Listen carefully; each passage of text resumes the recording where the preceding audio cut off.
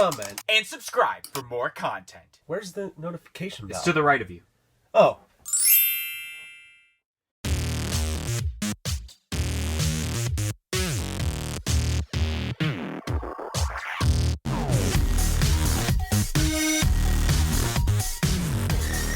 Ooh, what's up, guys? Welcome to this edition of a Funko Popcast. I am DK Wrestler. And I am MD Shady. And in today's podcast, as specifically titled, it is the second annual, I will call it, Best and Worst Podcast. But for this year, obviously, it's for 2021. We have, for this podcast, if you're brand new, it is 10 different categories we're going to be going through as we discuss about the year of 2021 as terms to Funko Pops. Basically describe what we felt was the best and the worst of 2021 as terms to these categories. Like I mentioned, we did this podcast last year around this time. As we are recording this, it's actually the end of November, but as you guys are listening to this, it'll be closer to the end of December. So without further ado, we will explain the categories as we go for this best and worst podcast, which, MD, are you ready for the best and worst 2021? Absolutely. Let's go. Okay, so the first category we have here is the best and worst new pop lineup and series. So for this category, it's basically anything new that Funko has started in 2021. Lineup being like example, it's hard to really say for a lineup for that's new in 2021 because of course we have, let's say, ad icons, movies, television, anything that's already existing, but there's not really anything that's new. But then for series would be anything new for licensors. So it could be any new movies that have come out this year. A huge example would be the Demon Slayer lineup that's brand new that came out in 2021, Seinfeld, something new along that lines that also fits this category. And I think if I'm not mistaken, last year we started out with you and then ended off with me, I'm pretty sure. So we might as well continue that trend so I don't get a little confused there. So MD, best and worst of 2021 for new pop lineup and series. You know what? There wasn't actually a lot of terrible lineups that just started this year. I think a lot of things, they're fresh too. So because of that, you don't really hate on them. But there was one lineup that I wasn't particularly a big fan of, though.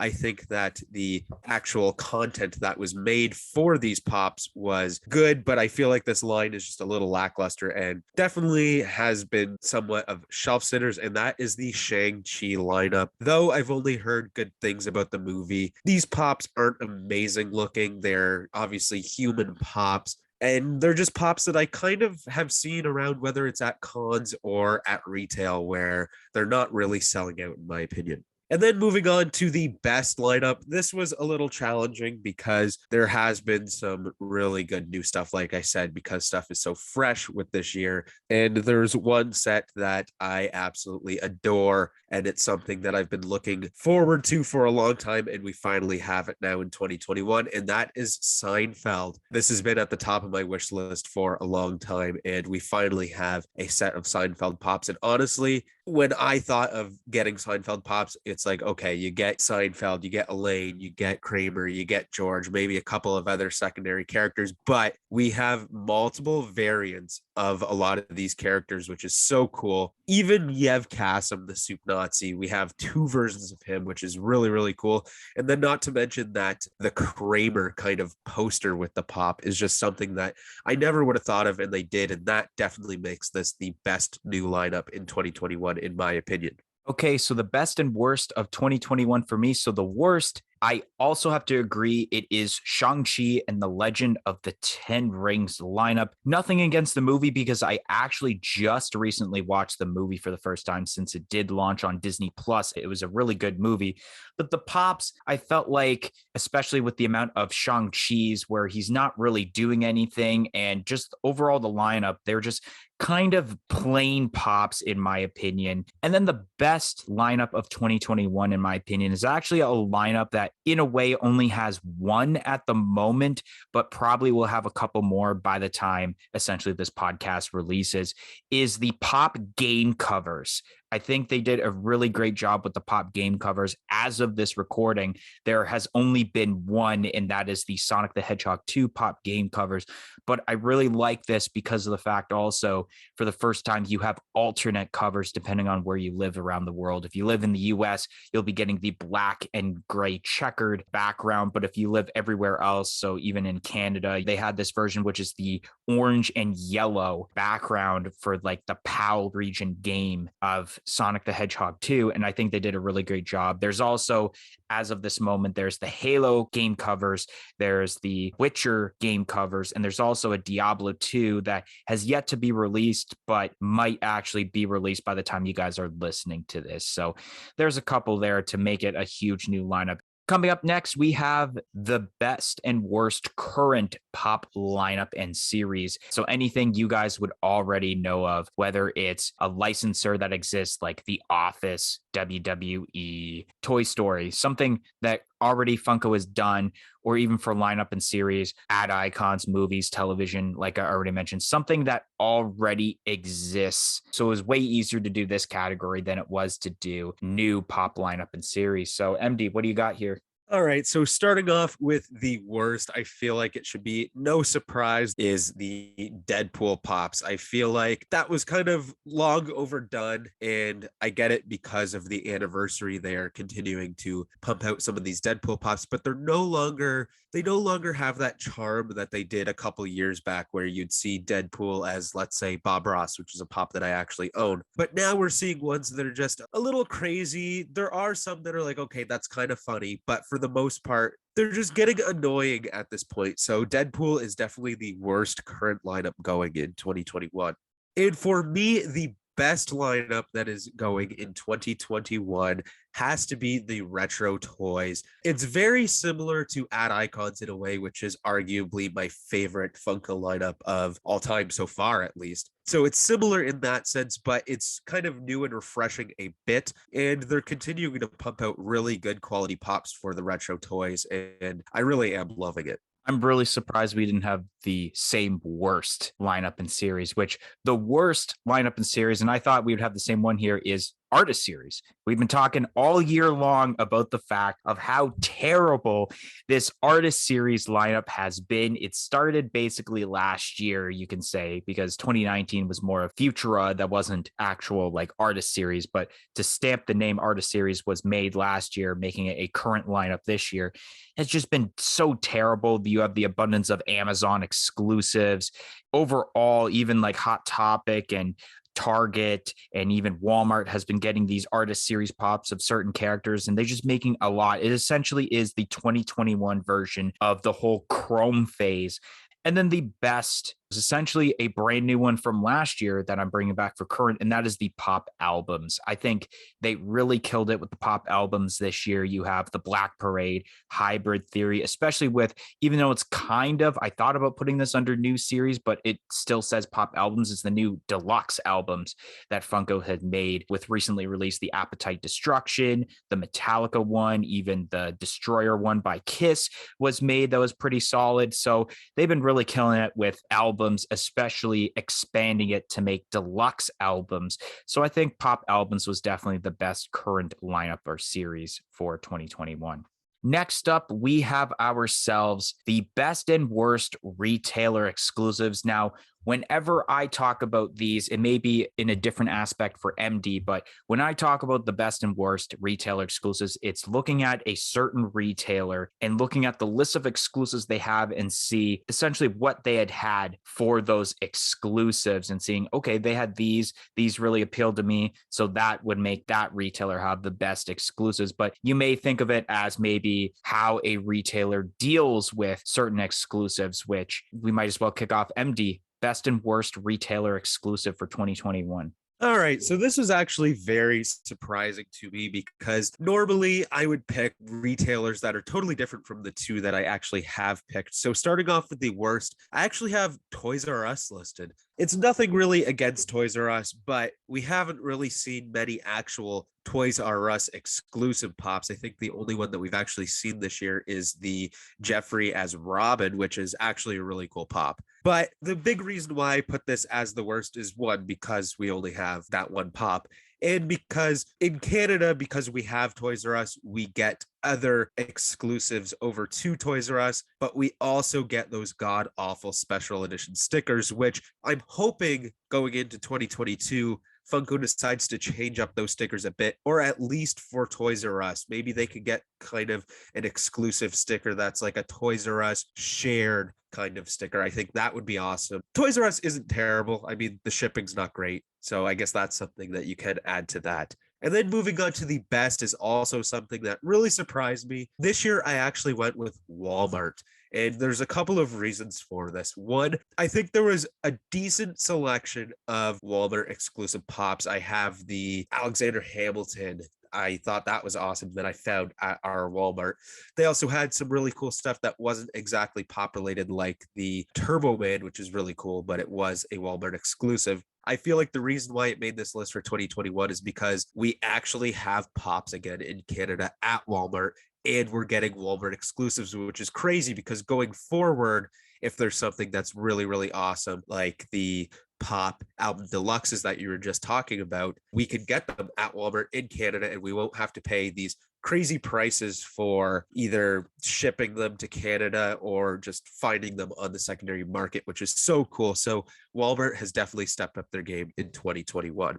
All right. So for the best and worst for myself, this year I actually went with Amazon as the worst retailer exclusives for Funko Pops. And it has nothing to do with their shipping, because I know in the US, I know they have not the greatest shipping, but it's mainly because of how the pops are. There hasn't really been many like Amazon exclusives this year in 2021 that were like brand new characters. A lot of them I find were either glow in the dark variants of already existing common pops. Another thing is the abundance of Disney Artist Series pops. That was a lot of their exclusives this year, was those terrible Disney Artist Series pops that we just keep getting. And then, of course, they did have a couple of those multi-packs that essentially were already single pops that you can get. And this year, for the best retailer exclusive for 2021, I actually went with GameStop this year, because GameStop has kind of stepped up their game of expanding from let's have more exclusives than just essentially the games lineup and perhaps maybe the Marvel and DC lineup like they do with like their mystery boxes. This year, they had quite a bit of Star Wars exclusives with the Bounty Hunter collection. They had a bunch of Office exclusives, which of course, being a 100% completionist of the Office lineup, or at least attempting to, GameStop is really accessible for me to get some Office exclusives there. There were some WWE exclusives that were going to GameStop this year, which was pretty cool. And especially Dungeons and Dragons, which even though that is a part of the games lineup, some of those pops that Funko's been producing have been great. And huge honorable mention was a GameStop exclusive and might be considered as some people's favorite pops of 2021 is that movie moments from Jaws, where it's the shark biting the boat.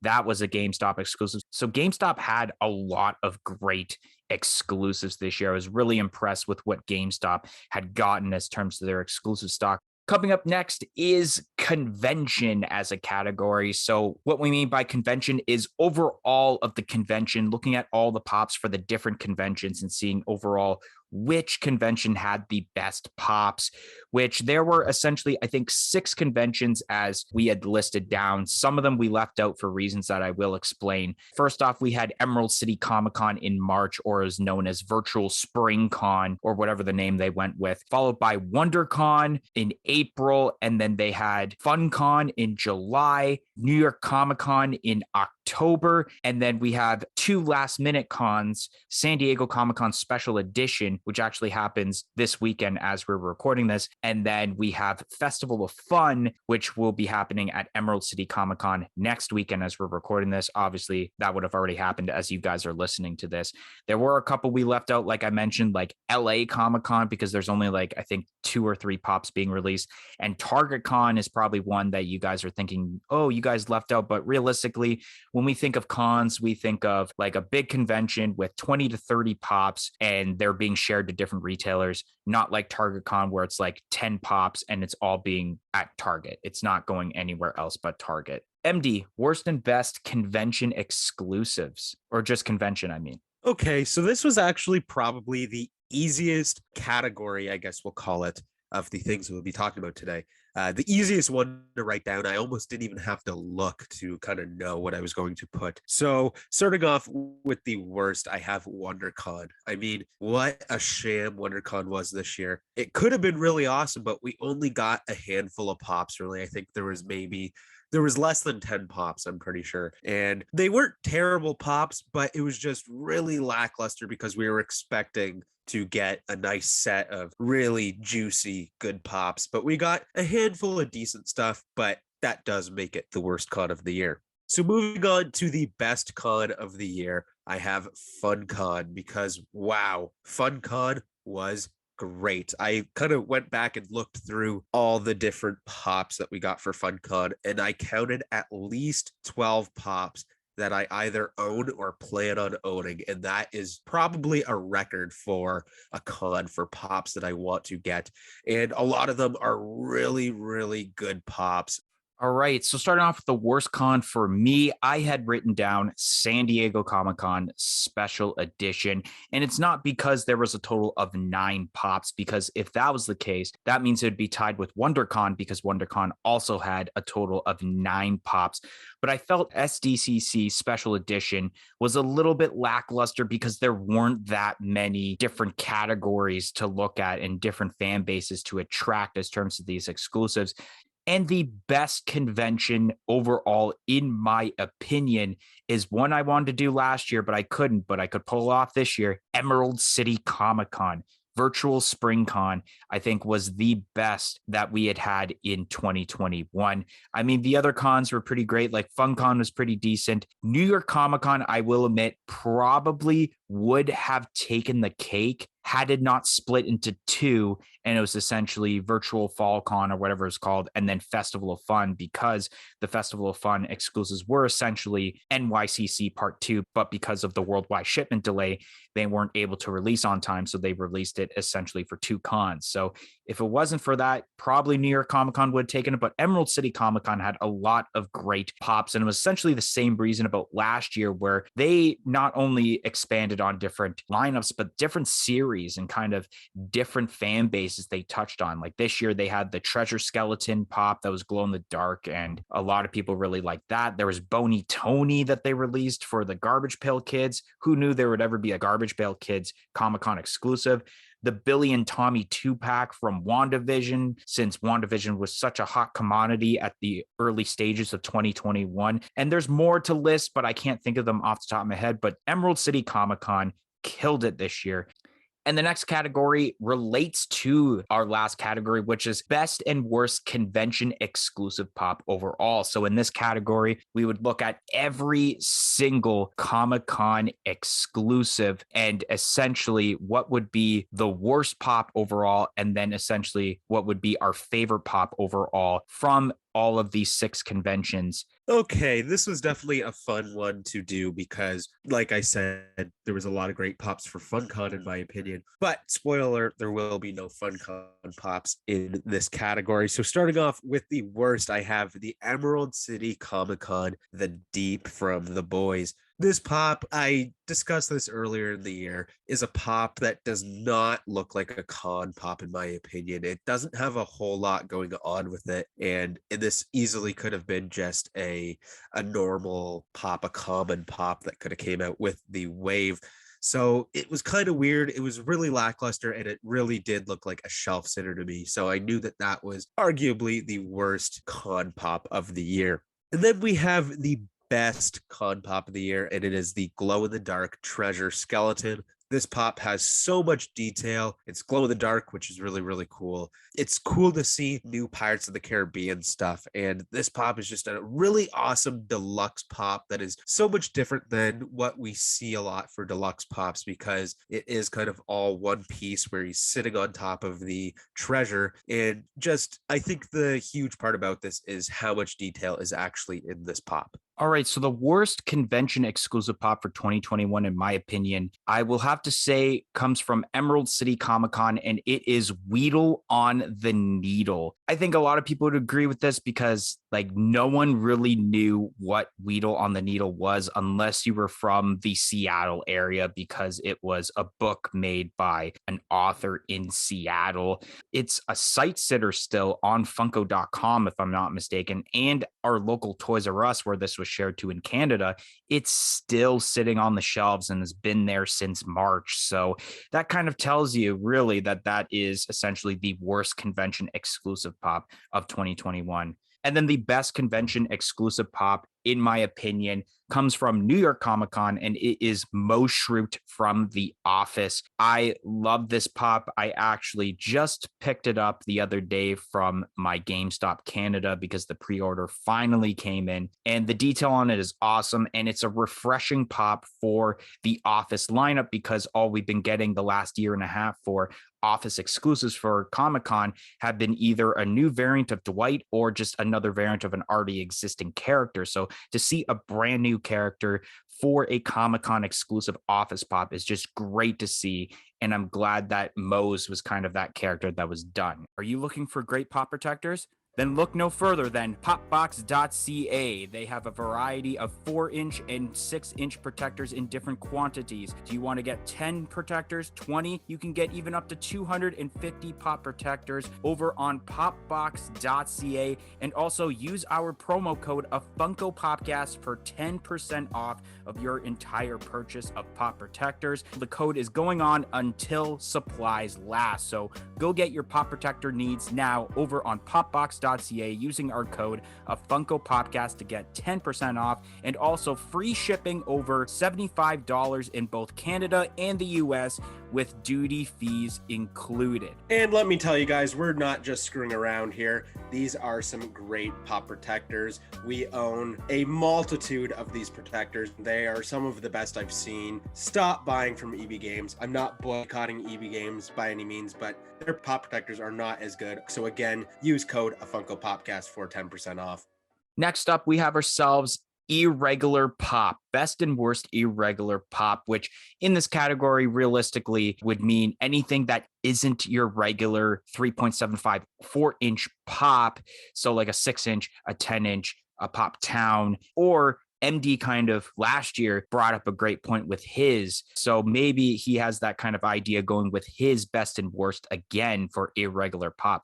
So this one was kind of tricky because it's kind of a little bit hard to research for irregular pops. I mean, you could obviously look at like the 10-inch pops of the year. You can look at the 6-inch pops or whatnot. For picking the worst, it was kind of hard because I feel like for at least what I could find, there wasn't a lot of really terrible pops that were quote unquote irregular. But I ended up going with the 6-inch Hydra Stomper from What If. This pop, I don't know about this character because I haven't watched What If, so maybe that would change my opinion. But there's just not a whole lot going on with this pop. I mean, it's just a metal armor kind of suit. It has some detail, but not the detail that I think it could possibly have. And then moving on to the best from the Dungeons and Dragons lineup, and that is Tiamat. What a cool looking pop. This is how you do detail. This thing is super detailed. It's got 5 freaking heads, which is so cool. And it's just something that we don't really see. We've never really seen a pop that looks like this at all.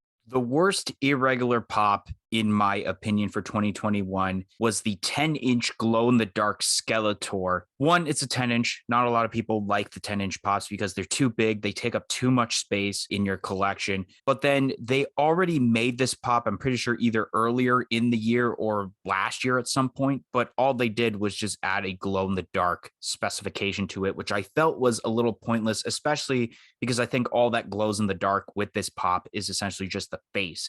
And for the best, I also went with the Dungeons and Dragons pop, but I did not go with Tiamat. I actually went with the 6-inch Mimic, where essentially it looks like a pop box inside of a pop box. And it gave people this thought of like, should I have this in box? Should I have this out of box? Or will this be sold in box? Or will this be kind of like the first ever out of box pop that you would have to buy? Because it already looks like a box. So it's kind of weird if you were to have it in box, but it's also weird if it's an out of box pop being sold that way. But overall, it's really fits the irregular theme. Up next, we have ourselves best and worst multi-pack of the year, which I felt there weren't that many multi-packs realistically this year. So it was kind of a hard category. Okay, so starting off with the worst multi-pack, this was pretty easy because there's a multi-pack that I can think of that I hate for multiple reasons, and that is the Marvel Art Series 6-pack. What a disaster that thing is. It's something that we hate, which is the Art Series. And then there's 6 of them. And then not to mention that I feel like the colors are off. You have Iron Man, which is yellow on this set, where I feel like he really should have been red. I feel like just some of those colors could have been switched around and it would have been a little bit nicer, but still just a heaping pile of garbage. And then moving on to the best, I have the Pearl Jam exclusive Zombie Pearl Jam 5-pack. This is sweet. We have that 5-pack of Pearl Jam, which is pretty damn cool as well. But then we have the zombie variants, which is sort of a cartoonish style of zombieing rather than when you see the Marvel zombies, which I'm not a huge fan of. I really like this kind of cartoonish style of being a zombie. And then they're glow in the dark, which is green, which looks phenomenal. And I can't wait to have this 5-pack. For my worst multi-pack, I had a different multi-pack, but then I realized I totally forgot about that artist series 5-pack or 6-pack, whatever it is for the Avengers. So it will be the Avengers 6-pack for me now. I think the best multi-pack this year, and there weren't that many great multi-packs to begin with, is the Billy and Tommy 2-pack from WandaVision. I think that was a great multi-pack. It's something people wanted, especially while watching the WandaVision series. It definitely makes sense. There's no reason why they would make 2 separate pops of Billy and Tommy.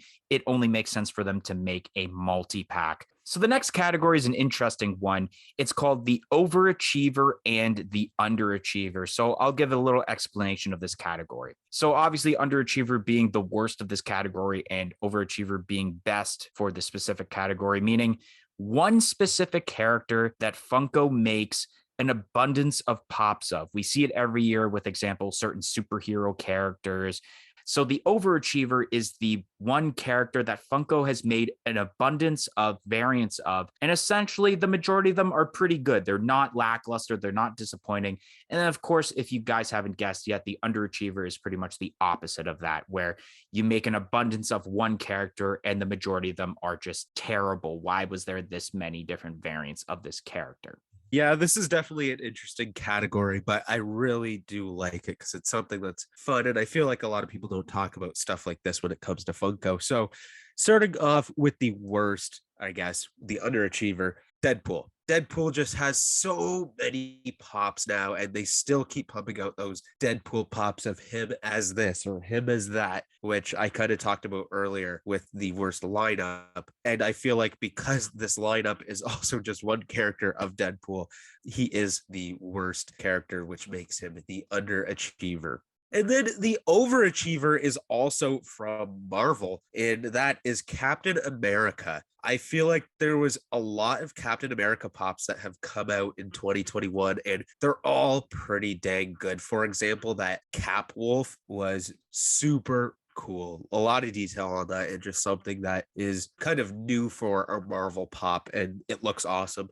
You also have like the old man Steve Rogers, I believe, came out this year. That was a pretty cool looking pop. All right, so starting off with the Underachiever of 2021, I think this year is the perfect year to say that the Underachiever for Funko Pops is freaking Pikachu. Pikachu was definitely an underachiever this year. 2 Diamond Collection variants, 2 pointless poses, which is like attack pose, and then you have the sitting pose for this year. And you also have 2 silver metallic chrome, whatever it is, Pikachu pops on top of that. And it's just, I think there was definitely a total of like 7 or 8 Pikachu pops that definitely made sense to actually be eligible for this category. And for the Overachiever, I actually have the same one, Captain America. Captain America definitely had some sweet Funko Pops.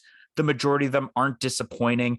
The second last category for this podcast is another one of those. One represents the best, one represents the worst, and that is the OMG and WTF moment of the year. OMG moment of the year would be something that made you super excited, like, oh my God, literally shout out those words. WTF is the complete opposite, where it just made you completely pissed off and thought, what the hell is this? What's the point of this? All right, this is a great category because there were quite a few WTFs and there was actually a lot of OMGs this year. So starting out with the WTF moment is a moment that happened so many times this year. I would say at least once every 2 weeks is how it feels, at least on every single podcast, sometimes even multiple times. And that is the abundance of artist series pops in 2021. Can we just get over these artist series pops and just move on to something else that I don't like? Because wow, I really hate these pops and they're pumping them out. And now they're starting to even dip their toes into Teenage Mutant Ninja Turtles, which is one of my favorite types of pops to collect. And now moving on to, oh my God, this was a little tricky because, like I said, there were a lot of great lineups where I just thought, wow, we finally have this. I ended up going with the new lineup of Jingle All the Way pops because these are awesome. We've been wanting these for so long. Jingle All the Way is definitely both mine and DK's one of our favorite movies, definitely one of our favorite Christmas movies, and the lineup is sweet. And I feel like there's still pops that can be added to it, which is really, really cool. And we both definitely said, oh my God. All right. So, WTF moment of the year. And that was the announcement of the set of artist series Marvel Pops that were exclusive to Target and had that gray background with the stupid red and blue logos that just it was probably the worst set of artist series. I can't exactly remember when they were released. If you want to know what the ugliest artist series pops are, it's definitely these ones that they have made. By far the worst that they have done is these. An OMG moment of the year, if you know me personally, nothing made me pop huge more than to finally see Green Day pops released. Oh my God. So amazing to see the release of Green Day pops. And literally, when that got announced, I pre-ordered them over on K-Dog and Fish. I'm so glad to have these. Finally, we have Green Day pops. Let's see if we see more of them, whether it's single pops or maybe albums and deluxe albums. That would be amazing for 2022. And the final category for this podcast, and unfortunately, if anyone wants to know, it is not the best and worst pop overall because of the fact that actually, as this gets released, the following week will actually be our top 50 Funko Pops of 2021, where essentially the number one pop of that would essentially be the best pop overall. So you guys will have to stay tuned to next week's podcast where we discuss about the top 50 Funko Pops of 2021. But this category is actually the best and worst chase pop of 2021, which there's some pretty decent chase pops this year in 2021. So it was kind of a hard category, but not really a hard category. So MD, best and worst chase pop of 2021. Okay, you put that pretty well. There was definitely some really great chase pops. There wasn't a lot that were terrible. So for the worst, I actually picked the pop that you are probably going to be surprised that I picked. And the worst chase pop of 2021, in my opinion, is the previews exclusive glowing Mr. Burns. I love The Simpsons and I love The Simpsons pops, but I feel like this chase version is unneeded. I feel like the common does it perfectly. You have, let's say, if you're looking at Mr. Burns in plain daylight, you can see that he's a yellow Simpsons character. You can see his kind of white outfit that he has on. And then when you bring it into the dark, you have that glow in the dark, which looks so great. And then you have this chase version, which is just all green, kind of translucent green, and is glow in the dark. And I feel like it's just not needed at all because the common does it perfectly. So for that reason, when you have a chase that you just don't need, you don't want to hunt that chase, I guess. And then moving on to the best chase of the year is the Chalice Collectibles Basketball Dwight Schrute. Just such a great pop. So awesome. I mean, You have the common where he's holding the basketball and he has his shirt on. And then you have the chase version where he has his shirt pulled off, which is one of my favorite moments of The Office. So it makes this pop great. But I feel like the reason why it makes this pop great is because, one, the whole body is changed, which is awesome. It's not a paint change. It's not glow in the dark. It's not just something added to him, but it actually changes the character completely because it really changes his emotions. You can really tell from just him holding the basketball to his side to having his shirt off and kind of having his arms out. You could tell what his emotions are, and that makes this the best chase of the year. The worst chase of 2021, in my opinion, and that is the previews exclusive glow in the dark chase of Death Metal Wonder Woman for the Wonder Woman 80th anniversary lineup. The only thing they changed about this is, I think, part of the lasso and part of the chainsaw that this character is holding. And it's also blue. So blue's not the greatest color to begin with when it comes to glow in the dark. So just to have those and like paying, let's say you're paying a astronomical price on the secondary market just to obtain this chase is kind of a waste of money, at least in my opinion. I don't think it's really appealing. I'd be fine with just getting the common version and that's it. And then the best chase pop, I would have to say, is the bloody Creed Bratton from The Office. Office did have some pretty cool chases this year. I do admit Basketball Dwight is an awesome chase. I have both those chases in my collection, and I'm glad that I have them because they're both great pops. And they were probably two of the best Office pops in 2021. I think I went with Creed not only because we not only have been wanting a Creed pop for a long time because they have been making so many Jims, Dwights, and Michaels, but the fact that we've been wanting Bloody Creed also kind of plays a factor in that, and the fact that they made that as a chase and also an exclusive chase, which makes it worth a little bit of money. And I do enjoy this pop very much. Definitely one of my favorite pops in the Office lineup overall. Anyways, guys, that is going to be the end of this week's edition of a Funko Popcast. If you enjoyed this best and worst of 2021 edition of a Funko Popcast, make sure you smash that like button, comment in the comment section below, and let us know your opinions of the best and worst for each of these categories. Press the subscribe button for more content like this podcast and any other videos we do on this channel in the future, and press the little bell beside it to be notified of when that future content gets released. Also, if you guys haven't yet, follow us on all of our social media platforms on Facebook, Twitter, and Instagram at a Funko Popcast. It'll be listed in the description below. But anyways, guys, thank you for listening to this week's podcast, and we hope to see you guys next week for what will be the top 50 Funko Pops of 2021. 1, 2, 3, I'm out of here. Put that cookie down now. Peace in, peace out.